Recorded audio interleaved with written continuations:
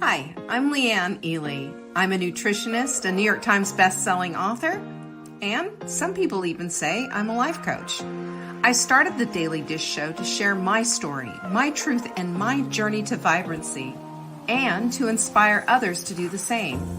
Because it's all about grit, perseverance, and finding a way despite the odds. It's about embracing the whole woman, not just the parts that are easy to love, and feeding her heart, mind, body, and soul. But I found that this isn't just my story, it's your story too. It's go time. This is the Daily Dish. Hello, my friends. How are you? You know what today is, right?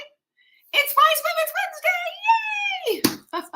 Hi, Catherine. I'm so glad you're here. And I'm delighted that you're all here, actually, because we have a ton of stuff to talk about. And I am excited about what we're going to be talking about today. Alice, good to have you here. And Jocelyn, you too. Good heavens. What a great day to have a great day, isn't it? I don't know about you, but I've had quite a day. Today's topic too is just really, I think is going to, be a little, get you right between the eyes there. Erica, where have you been? I'm so glad to see you. It's been a minute. Anyway, so we've got a lot of people. Do you know that we have Helen? I haven't seen you in a long time either. I'm glad to see you. Welcome back. You know that, right? We do show notes every single day. We do great show notes every single day. They're only available though when you get our newsletter. You can go to savingdinner.com.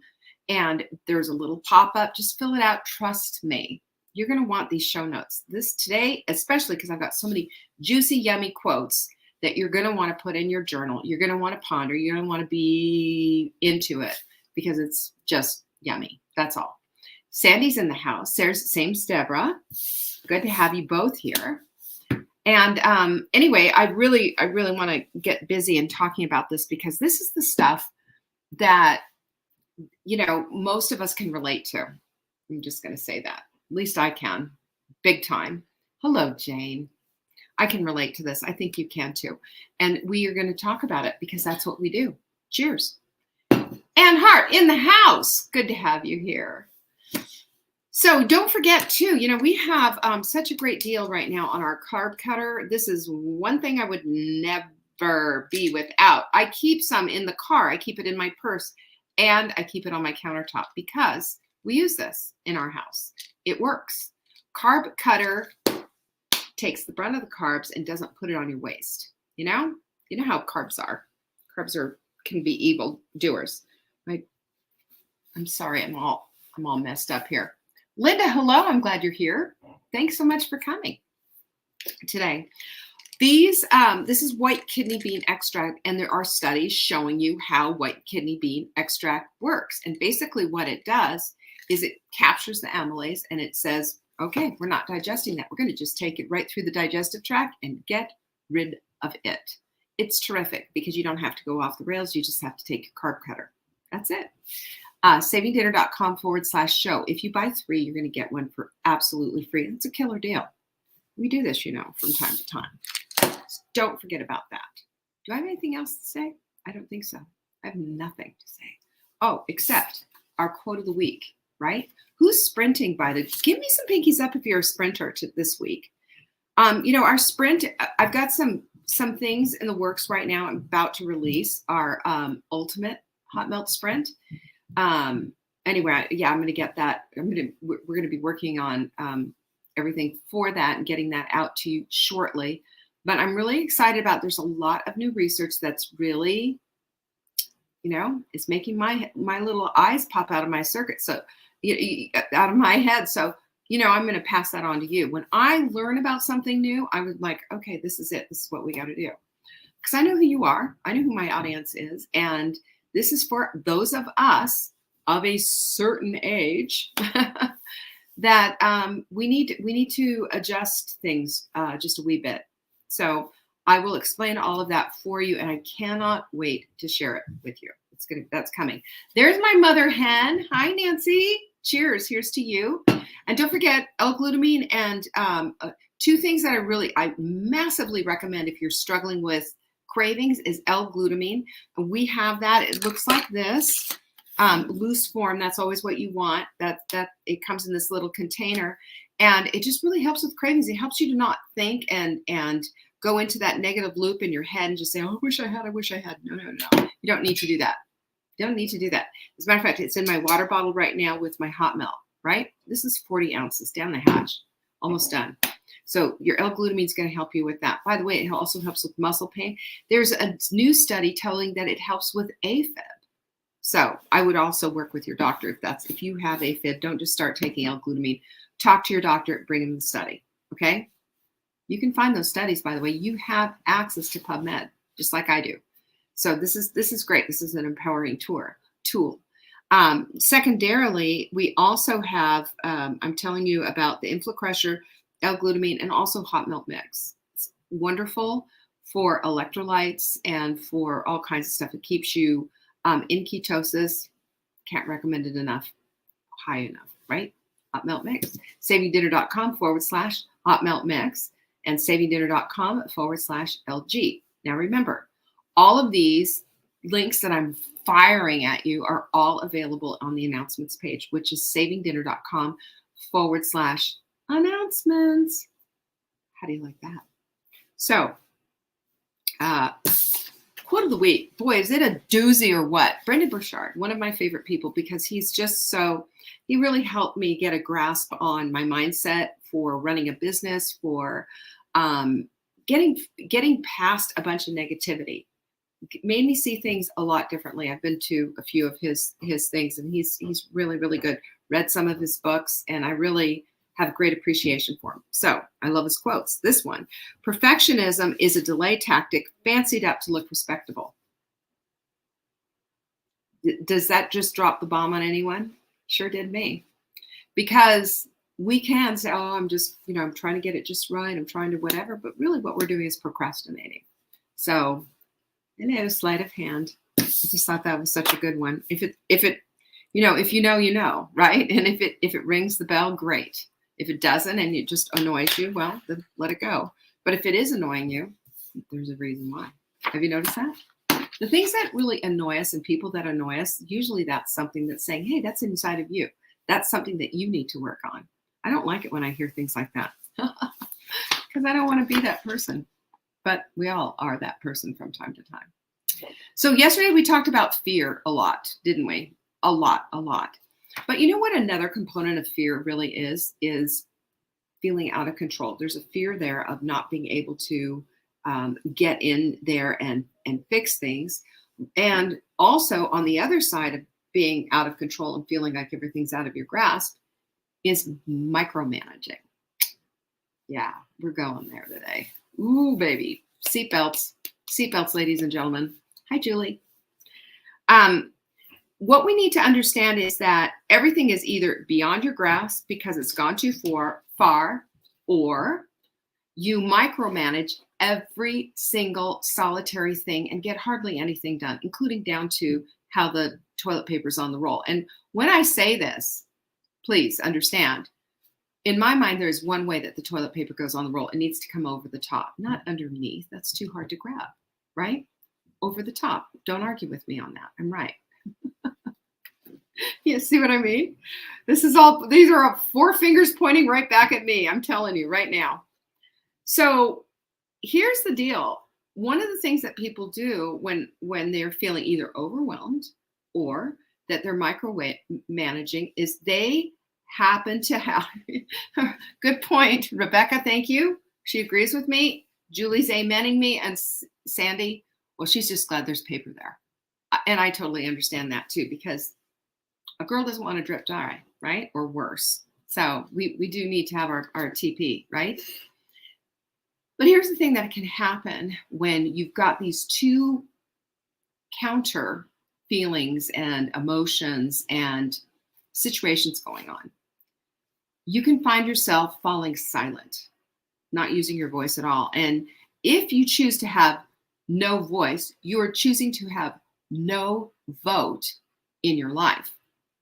And you go along for the sake of, of getting along, even though that's not at all what you want. Have you noticed that? So we have this disparaging different the chasm between these two things. And yet there's still an option of having no voice and just kind of going along with things. And when that happens, and we don't say anything, we find ourselves in the place of feeling completely 100% powerless. Here's an example. Someone hurts your feelings. Do you say anything like, oh my gosh, that really hurt my feelings? Or do you just suck it up and replay it in your head 1,000 times? Maybe you rationalize it and say, well, they didn't know. They didn't know they were hurting my feelings. They didn't know that was a backhanded compliment. They didn't know. They didn't know they were gaslighting me. Sure. Okay. What that does is it puts them so much grace for them, no grace for yourself. And all it does is lights the fire under a simmering anger, maybe a simmering rage. Maybe you don't feel it right now. Maybe you're just trying to, figure it all out because you hate confrontation and you don't want to do that. So this is the problem that we have. All of these things just add up and create and add to an anger situation that might already be there, right? That's the problem. So I have 10 steps to the solution that we're going to talk about. And the first part of it is accepting it, because this type of fear of being either out of control or micromanaging so that you can make sure everything is just right, or being an avoider of all situations, or being the silent person, right? And just accepting all of it. All of this kind of fear, that never goes away. However, if we accept it, right, instead of acting out on this, instead of avoiding, we'll start maybe looking at confronting it in a kind and gentle way. Instead of feeling out of control, we'll just say, hold the phone. Let's figure this stuff out. Instead of micromanaging, you might decide it's time to distribute the wealth, so to speak, so that you can, get on with it. So you can have help instead of being a martyr in the kitchen and saying, hey, Thanksgiving, I need all hands on deck, get in here, kind of thing. And instead of being silent, you find your voice. Number 2, if you identify it, you turn fear into courage. Now, hear me on this, because you find that you have to be honest with yourself every time you're afraid. You stop stuffing your feelings with excess of food, drink, or whatever it is that you're choosing, your drug of choice kind of a thing. Stuffing our feelings that's what a lot of women do. And it's because we don't have our voice and we haven't managed to even pinpoint what the heck is going on. Can't even name it. It's just, we know that it's just this thing and we just keep eating to make it all go away. And it never does there? There's not enough food on the planet. Number 3, we have to feel it. So that doesn't mean you wallow in it. It means you acknowledge it and say, yeah, this is what I'm feeling right now. Yeah, it feels really lousy. Yep, I don't like it. But I just need to process this. I just need to go through it. When we acknowledge our feelings, it's a whole different ball game, because we can finally step up and start figuring out things and see that there are solutions at the end of this feelings fest that we're having. It's really true. Number 4 is facing it. When we feel it, that's one thing. Then when we face it, it's another thing. And I'm going to say that the reason that we face it is because queens face their dragons. We don't wait for somebody to come rescue us. We've got the sword. We know what that dragon is about. We know that what the dragon's going to do. Queens face their dragons. And we all want to be the queen of our own lives, right? Amen. Pinkies up, right? Number 5 is to practice it. Because here's the thing, ask yourself this question: what's the worst thing that could happen if I confront this? Is it going to be the end of the world? Is this person going to cut me off forever? Back it all down, reverse engineer it, take a look-see at it. And I promise you, it's not going to be as bad as you thought. When we don't do anything about it, when we don't face it, when we don't practice it, we'll find that it's a lot worse than we think it to be, a lot worse than it truly is. And then question it. This is a big one for me. This is number 6. And this one I really love because this had a direct impact on my life, is questioning these old feelings that I had. questioning this stuff that was going on, these old fears. Is it even true anymore? Is it? Ask yourself this. I shared with you my abandonment story, when I was 4, yada, yada, yada. I gave you all that stuff. And then when I bothered to question it, when I had the guts to step up and question this abandonment issue stuff and made a decision with my now husband about this, it was because I confronted something that was so fearful, so tender, so scary that happened to me when I was 4. Is this even a valid thing anymore? No, it is not. I've got somebody in my life who is telling me that they love me. They've got my back even. I'm good with that. I'm going to hang my hat on that. That's growing through it, right? That's slaying my own dragon. Number 7 is to calm down. Listen, we don't tell anyone to calm down, do we? Do you want somebody to calm you down, right? What happens when someone tells you to calm down? Well, I'm just asking you to think about calming down, right? Think about calming down, not in the heat of the moment, but think about calming yourself down as a practice. In other words, meditating. There are scientific studies that prove that this will calm the nervous system. This will help bring in all those delightful chemicals that we want, that make us feel good in our own skin. Instead of popping off, going crazy, retreating, shutting down, all based on fear. All based on fear. Where does it get us?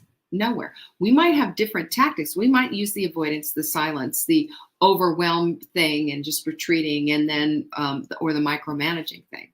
But none of those tactics work. None of those tactics have a happy ending. None of them do. Just make you feel worse. That's why we need to feel better. Calming down all of this stuff and then taking it one step at a time. And then number 8, of course, you've heard me say this about 1,500 times, is flip your focus. Your focus oftentimes, and Jema, hello, good to have you here.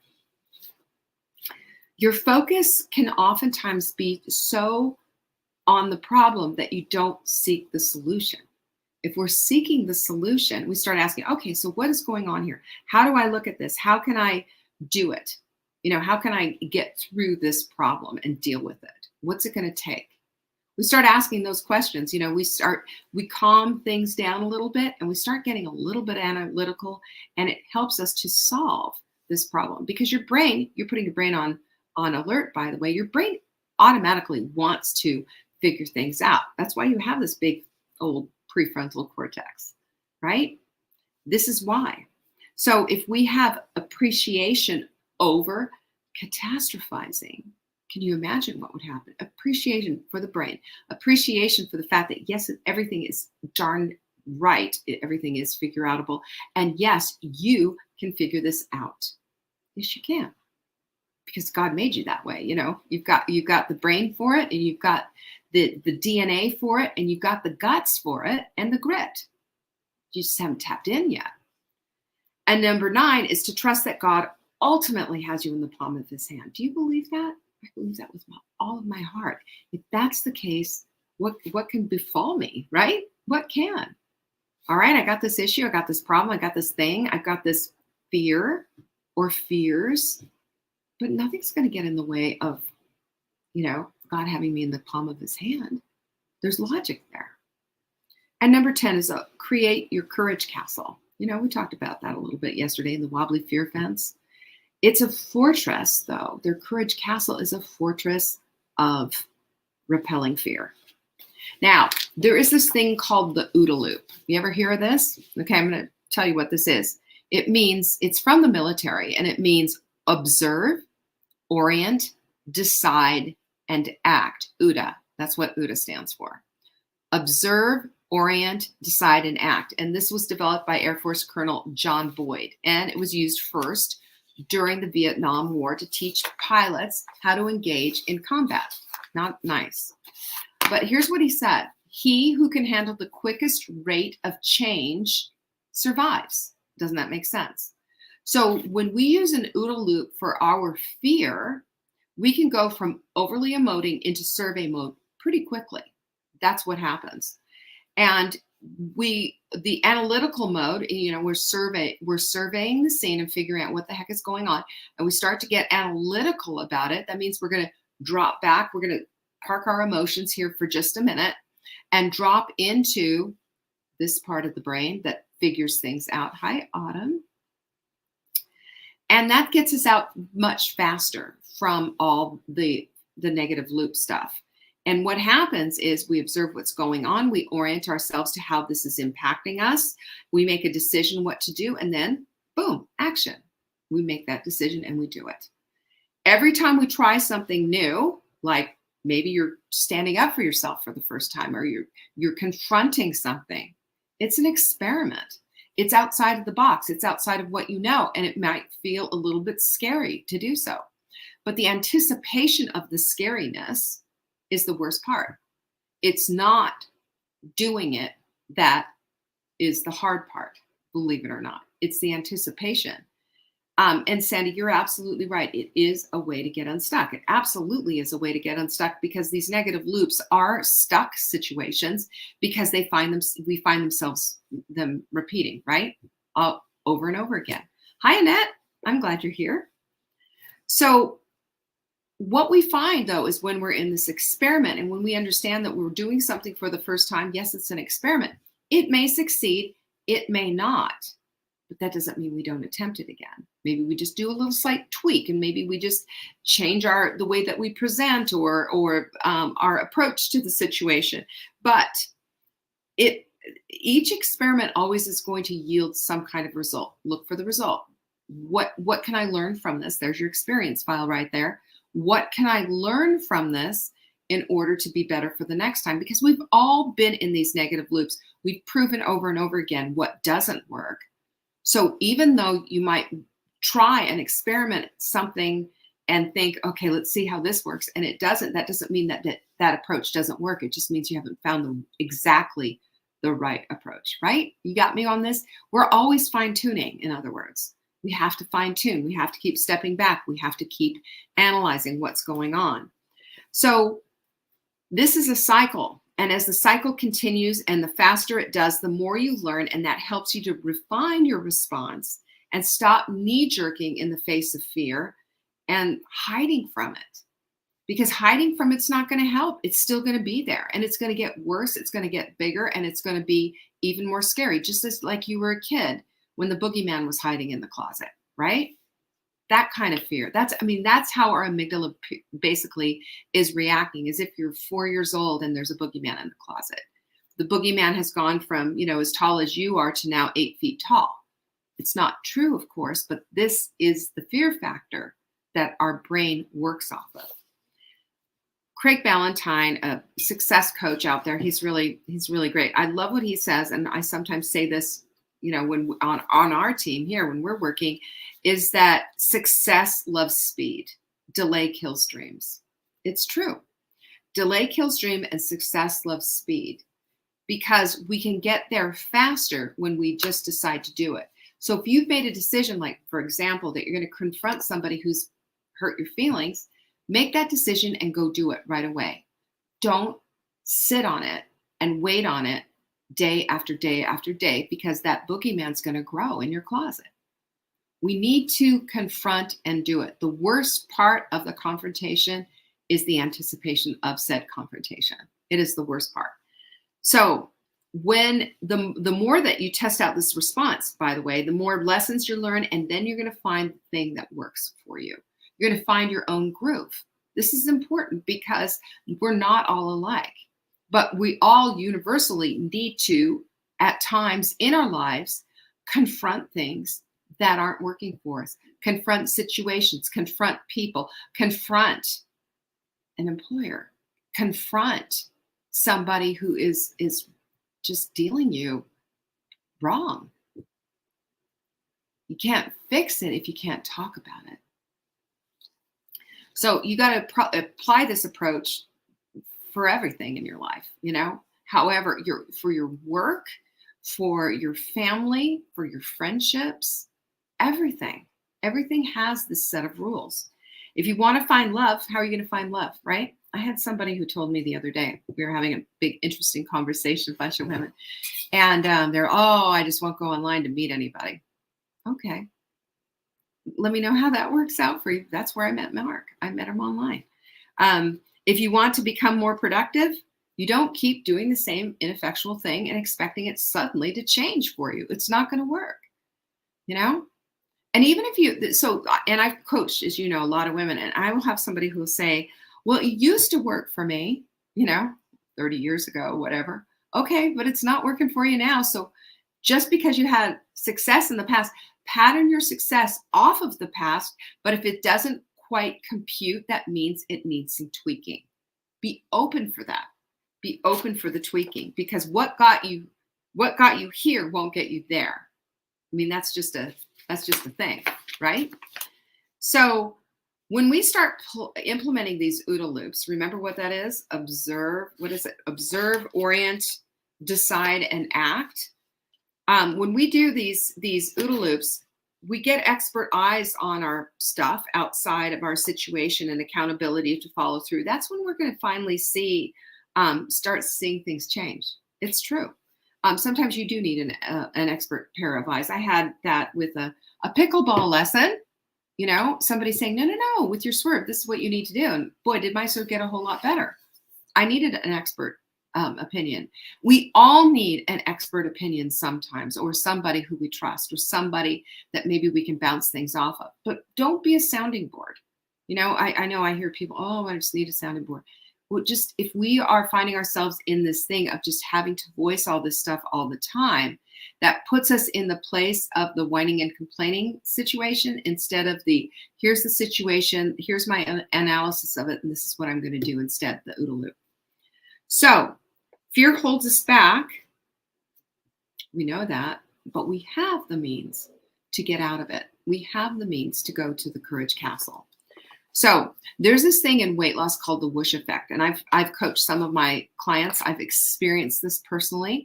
And that is where you think you're stuck on this dreaded plateau. You've been doing everything right. Nothing's happening. There's no needle moving. And you've checked with your tape measure. You've checked on you've checked also on the scale, and 2 weeks goes by and you haven't lost an ounce, not a single inch, or even a quarter of an inch or an eighth of an inch on the tape measure. And then suddenly one day you get onto the scale, you've dropped 5 pounds, you put the measurement tape around your waist, and it's 2 inches less. That's called the whoosh effect. Whoosh effect. It looks like it's seemingly overnight, but you know what it is? It's you stay the course, and then finally your body catching up. And that's how it is sometimes with what I'm talking about. Stay in the course, and then suddenly, all of a sudden, people are going to start taking you at your word when you say, that doesn't work for me. People will start listening to you and putting more respect to you, giving you more respect when you say no, and knowing that you mean it. So to get the whoosh effect in anything, we have to stay the course, even when it seems ineffectual. There's no other way, because there's no hack or magic or mind meld or anything else that's going to help you leapfrog over the stuff that you've got to do, because fear is there, of course, and it's the thing that's trying to hold you back. Winston Churchill said, fear is a reaction and courage is a decision. And that's so good. Fear is a reaction, isn't it? Because that's the thing that makes us retreat. That's the thing that makes us clam up. That's the thing that causes us to be, overzealous and control freaks, or just let things go because we're running away from it all. But courage is a different thing entirely. It is a decision. It is a step into and against, in front of the fear, and saying, no fear, you're not going to have your foothold in my life. Ed Litton says, fear is just a call to exercise courage. Without fear, we can't have courage. Isn't this true? Isn't this true? Courage doesn't always roar, but sometimes courage is a small, still voice at the end of the day that says, next time. I'll try again tomorrow. Next time. So when you spend your time talking about how bad it is too, and we all know this, your reticular activating system is saying, gotcha, taking notes, that I will bring you more of that. Because your reticular activating system, remember, it's not a moral compass. It's not that friend who's going to say, ooh, you don't want that. Your reticular activating system is saying, you're telling me you want more of this conflict. I'm happy to support you with this. Got it?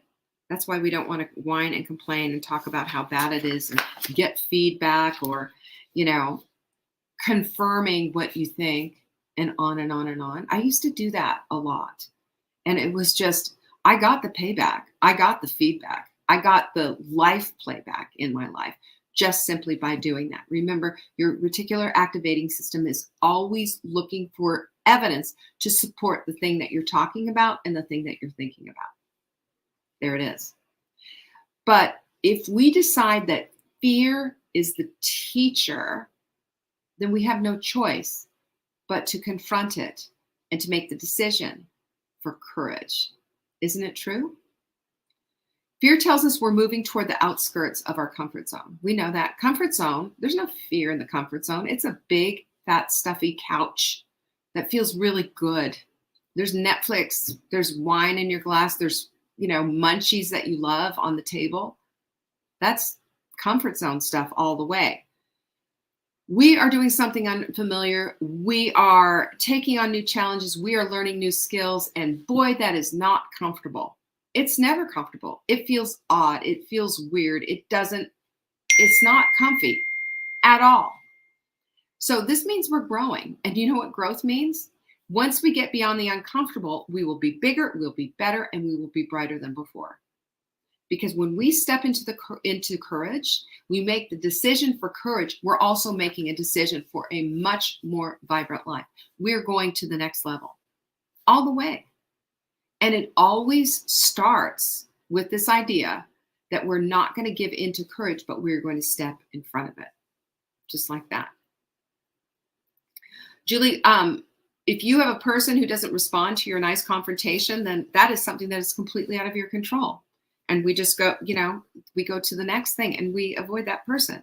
And if it's somebody who's a significant other in your life, then you need to have a bigger conversation. That's all.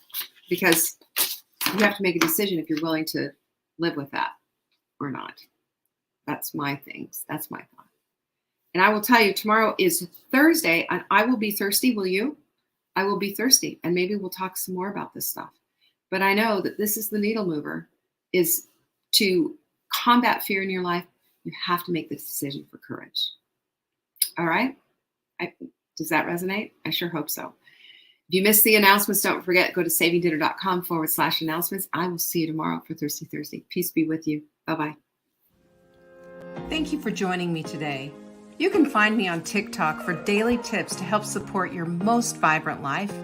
And remember, you are the author of your own story. Until next time.